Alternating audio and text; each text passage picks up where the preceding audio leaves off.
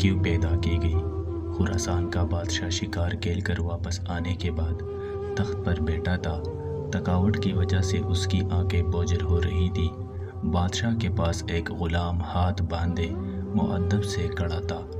بادشاہ کو سخت نیند آئی ہوئی تھی، مگر جب بھی اس کی آنکھیں بند ہوتی تو ایک مکھی آ کر اس کی ناک پر بیٹھ جاتی تھی، اور نیند اور بے خیالی کی وجہ سے بادشاہ غصے سے مکھی کو مارنے کی کوشش کرتا، لیکن اس کا ہاتھ اپنے ہی چہرے پر پڑتا تھا اور وہ ہڑبڑا کر جاگ جاتا تھا۔ جب 2-3 دفعہ ایسا ہوا تو بادشاہ نے غلام سے پوچھا، تمہیں پتہ ہے کہ اللہ نے مکھی کو کیوں پیدا کیا ہے؟ اس کی پیدائش میں اللہ کی کیا حکمت پوشیدہ ہے؟